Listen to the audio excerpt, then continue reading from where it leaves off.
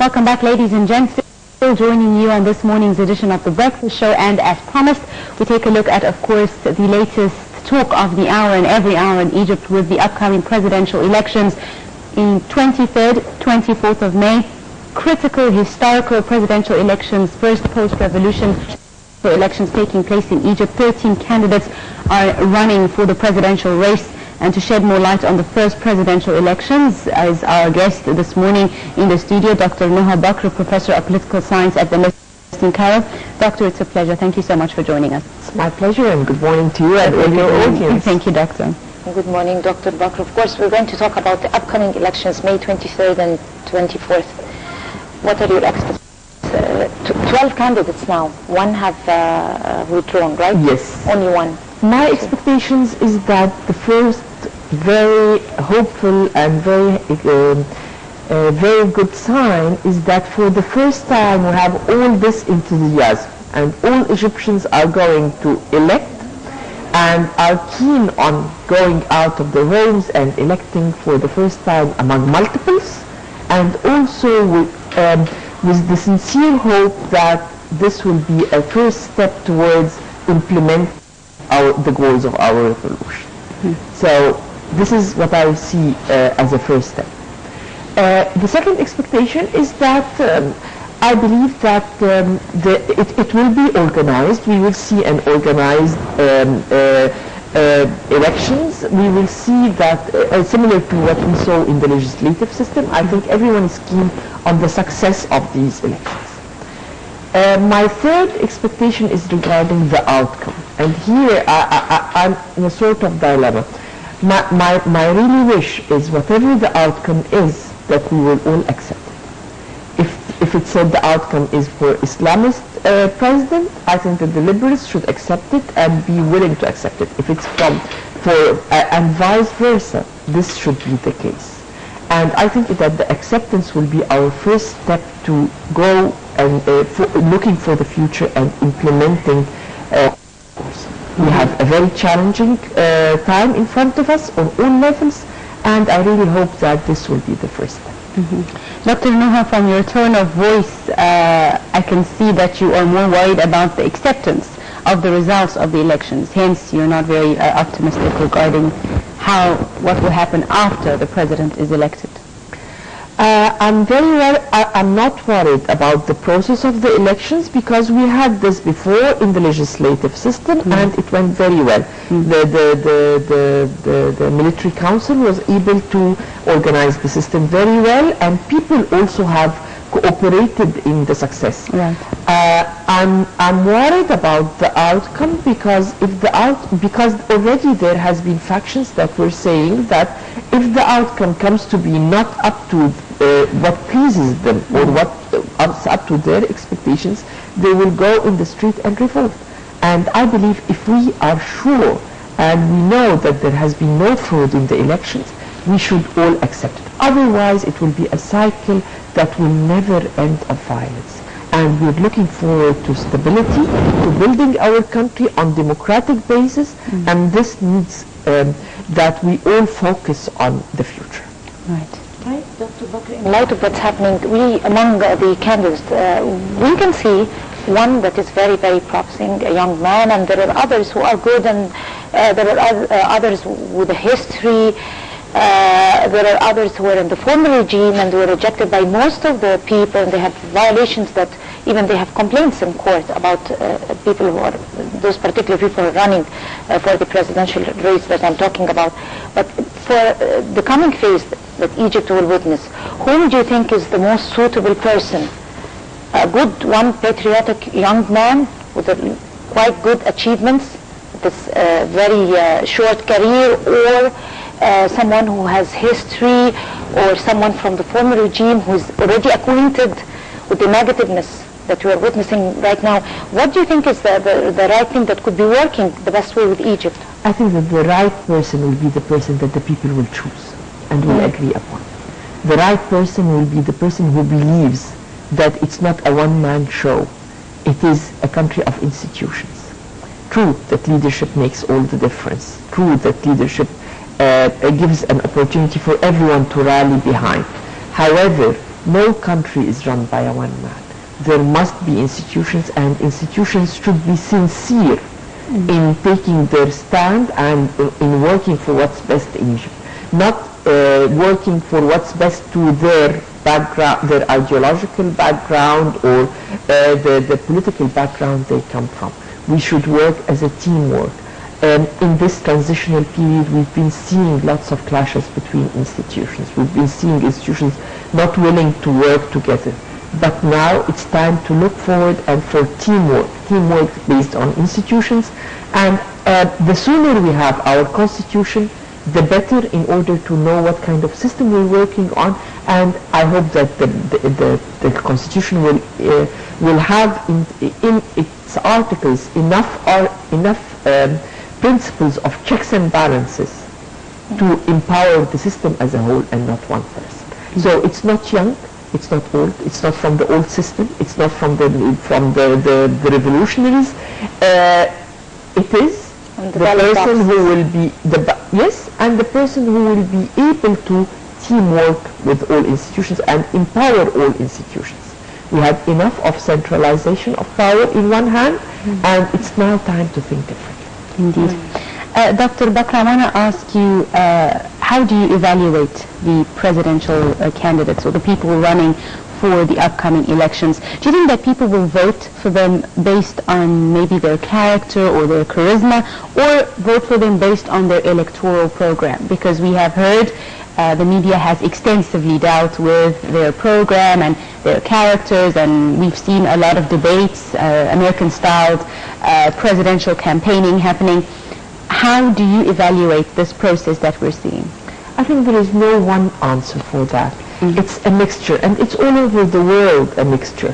Some people vote because of their ideological base, regardless, they don't look at the program. Some people vote based on what their parents vote to. I have two daughters. I don't know to what extent will they be influenced by my decision, but to some extent you vote based on your family background and so on. Some people will vote based on reading the programs. It's not the debates on TV are not actually enough. There has been programs published. Some people will vote based on being influenced by others. Some people will vote for the charisma of the candidate, and charisma plays a role. Some people will be very good in what they can do, but they cannot reach to the people. So it's a mixture of different things. It's not only one thing. But we hope that everyone going to vote will put in front of his eyes Egypt. This is our Egypt. It's not. It doesn't belong to anyone else, and we want it united. And actually the transitional period, and this is very normal after every revolution, have suffered from economic problems that will have its impact on the long run, have suffered from instability with our foreign relations, and this will take some time to handle, have suffered from security issues. Now it's time to put all the problems on the table and see how we can take this a step further for this president to do and for other presidents in the future for our Egypt. Dr. Bakr raised a very important point, which is we were fed up with centralization, and it's time now to depend on institutions. Well, the reality says now that we haven't formed a constitution yet, and SCAF is going to, the only sector that is going to decide the powers of the president. And only the president is going to have power, whether he is going to have or no. So this is going to be also a problem, even if... I can see it differently. Where is the institution? Actually, the president will inherit the same powers that the SCAF has. And this is based on the transitional period. Till we agree on how to set our constitution. To set the constitution, you need to have the 100 people who will sit and set the constitution. And with all my due respect, our previous experience in choosing these people have shown that we have not looked at the technical part. In putting a constitution, there are always a group who dreams for the future, all kinds of dreams. but there must be those who can put the technical part, the know-how, can write the articles word by word, because in instead of on can make a huge difference in a constitution. For 100 years, Suklam. Yes, and this is a constitution that's done for our we owe it to our coming generations. So I hope that it would have been put before the elections. However, now the president will come, he will inherit the powers that the SCAF had during and now we have the legislative system. We have a constitution that divides power and sets checks and balances based on it. Doctor, of course we're discussing today the whole issue of the presidential elections, but some of the candidates have spoken a lot about having a vice president, and a lot of them have promised, if I'm elected president, I will have 1, 2, 3, or even 4 VPs underneath me. A lot of the candidates have spoken about having the minorities, representatives of minorities as their vice president. For example, I'll have a woman, I'll have a Copt, I'll have a member of the youth, etc. Do you see that the role of the vice president, if there is a he or a she later on after the presidential elections, will be has room for a VP? Will it be different than it was before? My wishful thinking was that every candidate would run the presidency, nominate, saying this will be my vice president. Before. This would have been my wishful thinking, but however, we have to know that time was squeezed and we are not running for elections in the best circumstances. This is the other thing. I think that the role of the vice president will be identified by the constitution, and we don't have yet a constitution. But the fact that as before it was an ipso facto, the importance of the vice president was from the fact that he was an ipso facto coming if the president dies. And we know that before we never change the president unless he dies. I think this will not be the case in future Egypt. So it depends what kind of powers will be invested in the vice president in the constitution. However, he will be part of the system, and of course he will be close to the president. As a woman, I hope I can see a vice president woman one day. It will empower gender on all levels. I think other Copts. We have Copts, we have Nubians, we have different minorities. However, it shouldn't be that what will make a difference is a vice president. It's the institutions, the constitution, the citizenship principles in the constitution that will be set. So we shouldn't depend on a person. I think that Egypt should no longer be subject to the fact that if this person dies or disappears, the country will collapse. No, it's a running system. And if we have strong institutions, I think that even among cabinets, choosing the cabinet, choosing people inside cabinets, how they should develop their careers in order to empower the system as a whole. The U.S. administration have, after the revolution, started taking some shy steps, trying to communicate and contact some Islamic Islamic forces with majority, without mentioning names. And recently, they have been doing that openly. I was going to laugh when you said shy steps. I don't see them. After the revolution, trying to censor what's happening, but now openly and recently everything is becoming so official contacts with this particular Islamic party. So is that going to affect the results of the presidential race? I don't think they try to support somehow their candidate? I don't think that we take it from two sides. People going to elect because the Islamic trend, because the United States have been establishing contacts with them, I don't think. I think those who will go and elect Muslim Brotherhood or whoever is related to the Islamic trend will go anyway. This is their ideology. Some of them, as we said, have inherited from their family. Some of them believe in it, like those who will elect liberals, like those who will elect socialists. This is one thing. The other thing concerning the other side of the story is concerning the United States of America. I think that the United States of America have learned the lesson from the fact that we boycott whatever outcome of elections we do not agree with. They will handle it in a pragmatic manner. They are now extending a hand. Why they are doing this? They are doing this because Egypt is a very important country. Egypt is a key factor in the region. Egypt is the pioneer in the peace process. Egypt is Camp David and Israel and relations with Israel. Egypt is the stability of the region as a whole. Egypt is Suez Canal. Egypt is many things. It is important to the United States of America.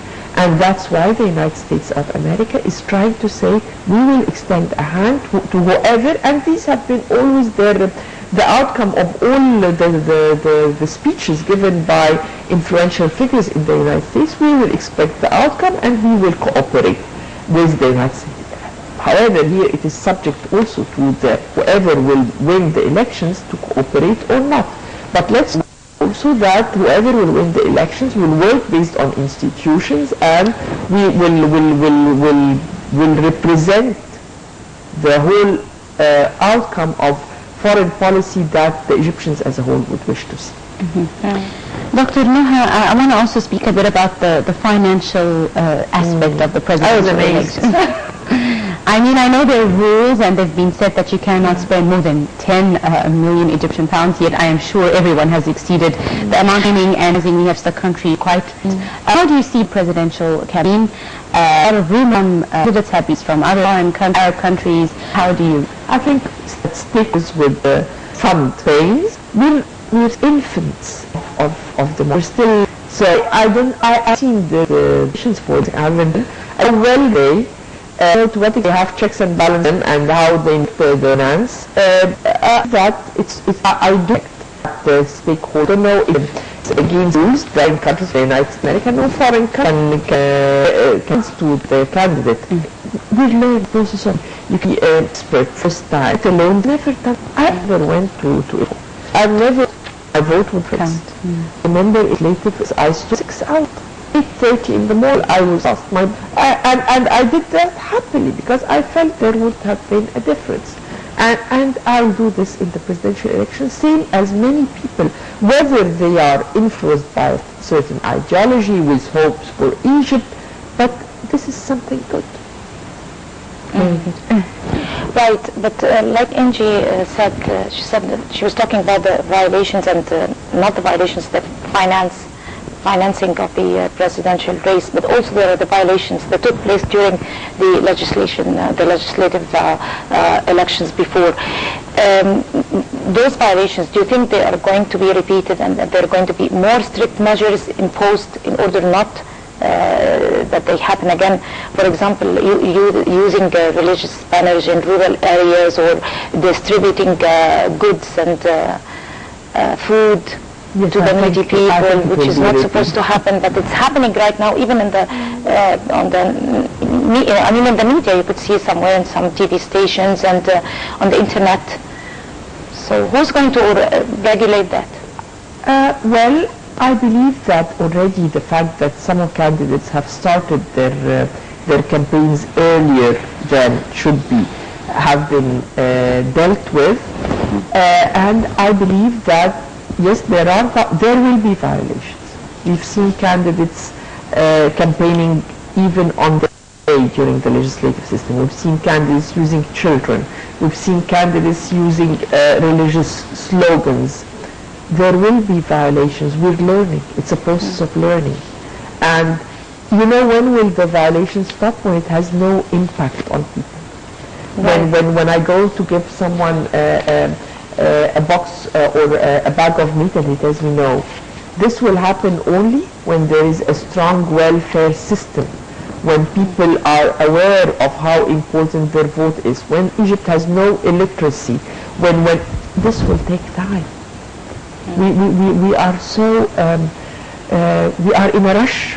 We have to know it's a process, and the moment we will have a president and strong institutions that will be able to work to build this country, the moment we will be able to develop Egypt. We have 33% level of illiteracy in Egypt. It's a very high percentage. We're not talking about people who do not know how to use computer. We're talking about people who do not know how to read and write. You know, when will it have no impact? When we don't need to put signs for be able to elect their candidate. When they can read the names, when we're sure that everyone can read the names. It will take time. We are in a rush. Just let's be happy we reached this stage. Many people have died for us to reach this stage. Many have lost their children, many wives have lost their husbands.